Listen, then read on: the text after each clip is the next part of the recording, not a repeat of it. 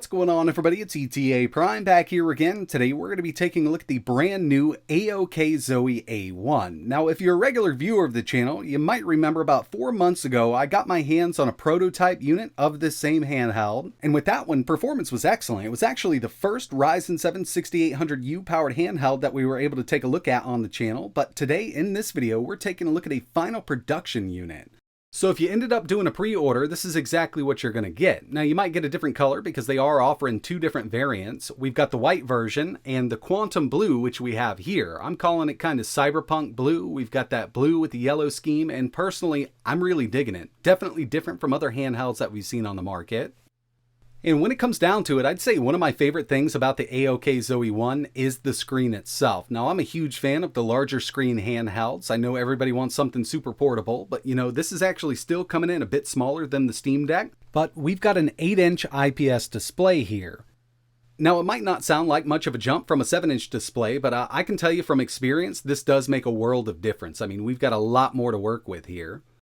And inside of the box, you're going to get the A1 handheld, a 65-watt charger, and a USB Type-C cable. We've also got a user manual, but I've kind of left that in the back. Now, my one big complaint about the original prototype unit we tested on the channel about 4 months ago was the D-pad. It was just really bulky, didn't look good, didn't feel great, and was a bit slippery. Now, they have swapped this out for more of a concave D-pad, which does feel better to the touch, but we will need to get into some testing to see how it performs with fighting games.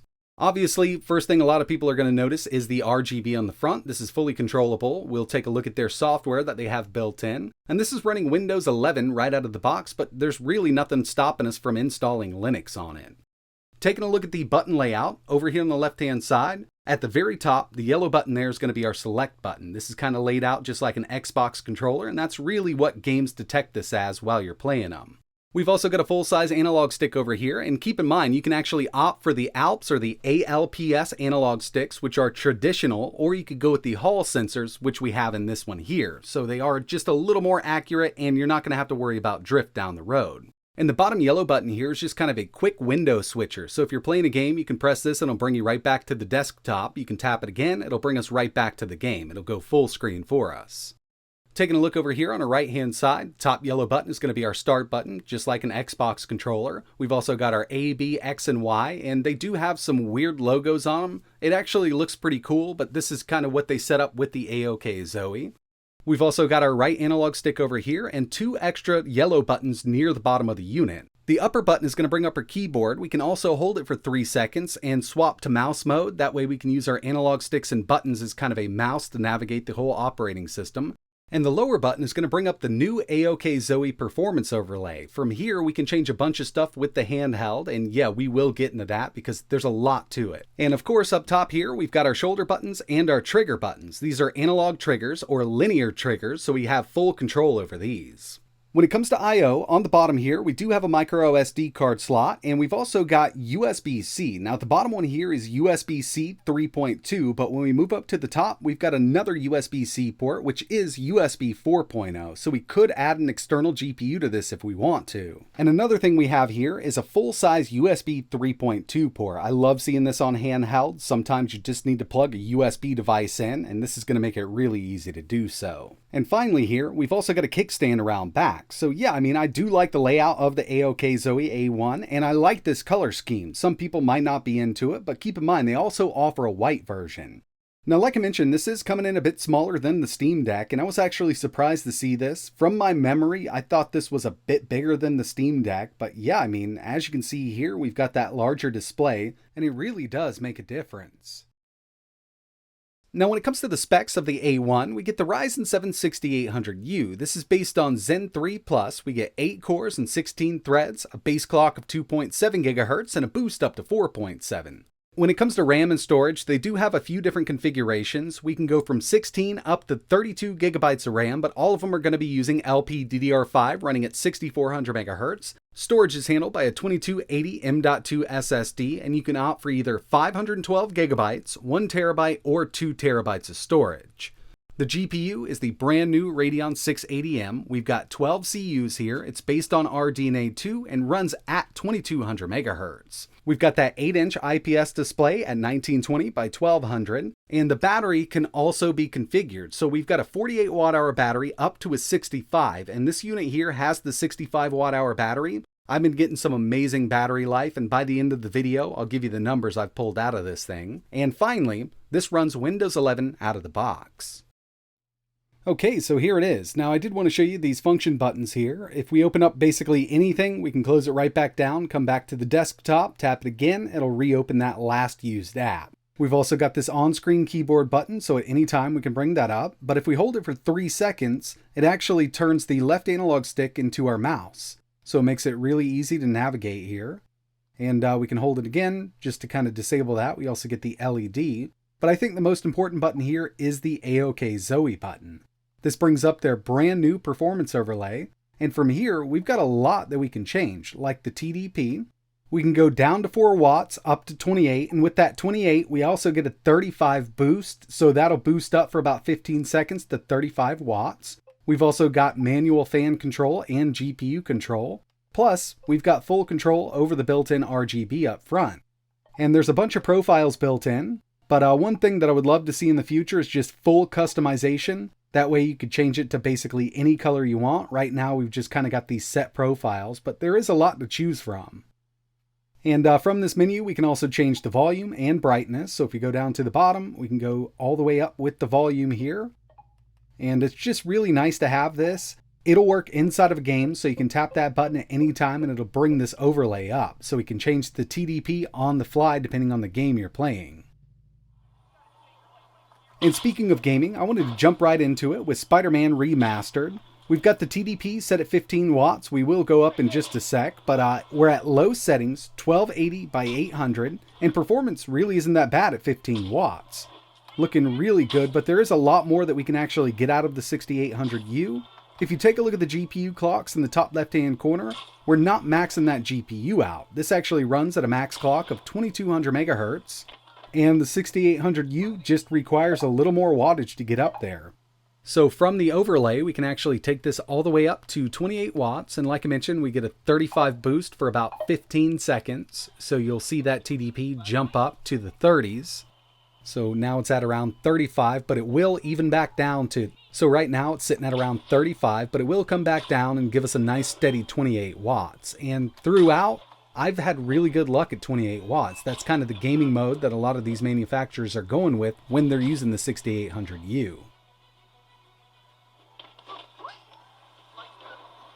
Next up, Cyberpunk 2077, and with all of the driver updates that AMD has done, this game has been performing really well. We're using the Steam Deck preset, we're at 1280 by 800, and we've got the TDP set at 28 watts. This is one of those games we could turn VSync on and run it at a pretty constant 60. You might have a few dips every once in a while, but it's still pretty amazing to see this game running on a handheld at or over 60 FPS.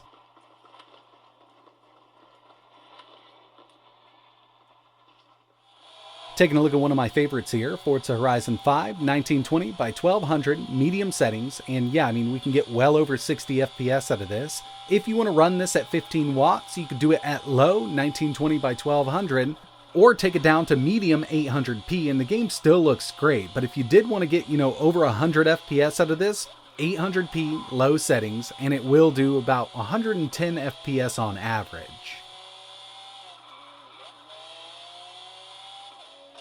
Everybody always wants to know if these handhelds will run Crysis, and this one actually does a really great job at Crysis Remastered. We're at 1920 by 1200 with a medium-low mix.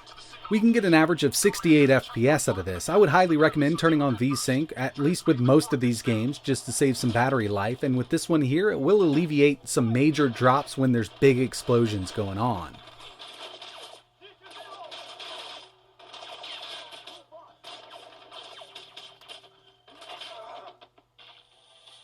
Next on the list, we've got Sonic Frontiers at 1920 by 1200. We're at high settings, but I did have to turn resolution scale down to 75%.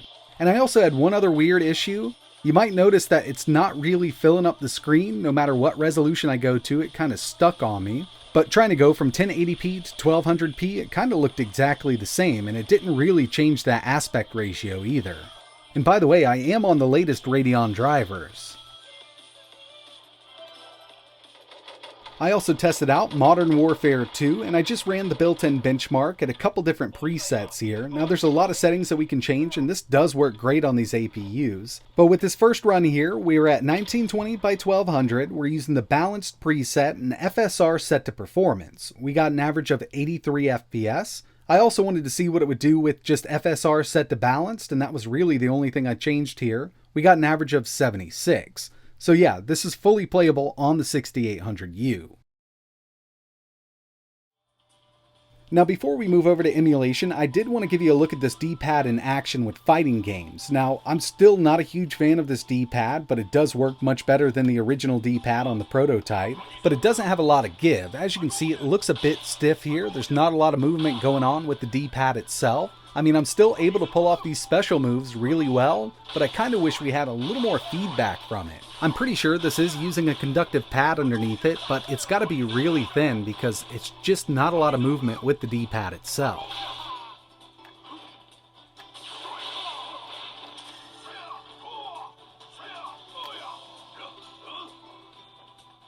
On the channel, we've taken a look at a lot of emulation on the 6800U, and it does a really great job with basically everything you can throw at it, but you will have to adjust that TDP accordingly.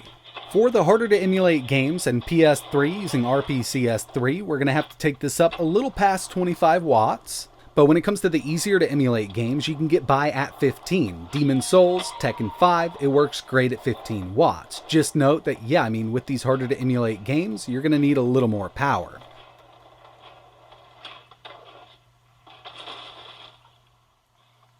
Here's some Xbox 360 using Zinnia. We've got Red Dead Redemption, and I usually leave VSync on when it comes to these APUs. It'll lock this down at 30 FPS, but I turned it off just to show you exactly what we can do here. Now this is a really hard game to emulate, and even a few months ago, we'd be hard pressed to run this at 10 FPS on an APU, but with all of the updates to the Canary build of Zinnia, we're getting good performance. We could turn VSync back on and run this game at its intended 30 FPS, and with something like Forza 2, it will run at 60 using the Zinnia emulator on the 6800U. Obviously, we've got a handheld gaming device here, and battery life is going to be really important. Like I mentioned, this is the 65 watt-hour battery version. They also offer a 48 watt-hour battery version. But with the TDP on this set at 15 watts and the screen brightness set to 100%, total power consumption from the battery is 31.7 watts. And when we take the TDP up to 28 watts on the CPU, we get total system power consumption around 47.6 watts. So we can kind of expect with the TDP set at 15 watts, we're going to get around 2 hours and 11 minutes out of this thing. And at 28 watts, we're going to get an hour and 38 minutes. But remember, with easier to run PC games, emulators, and indie games, we don't even need to take this up to 15 watts, so we can get much more battery life out of it. So overall, the AOKZOE A1 is definitely a solid handheld. I love the bigger screen. I'm just a huge fan of having these larger screens on these handhelds, and I know some people really aren't into this. They're looking for a really portable device. But as you saw, this is still coming in smaller than the Steam Deck. The D-pad is fully functional. I mean, it works, but personally, I just don't like the feel of it. Somebody else might like the solid feel of this D-pad, but for me, I could definitely use something different here. RGB, I could take it or leave it. It does look cool here, not pulling much more from the battery, and you know, having this extra color variant here that we haven't seen in a handheld really makes this thing pop. But in the end, it's really up to you if you're interested in something like this. There are other 6800U powered handhelds on the market, and in a couple days I will have a video with a big comparison. I've got benchmarks, we've got frame rates, we've got battery life from 4 of the major 6800U handhelds on the market right now. So if you're interested in seeing something like that, make sure you hit that subscribe button and think about turning notifications on so you know when I post it.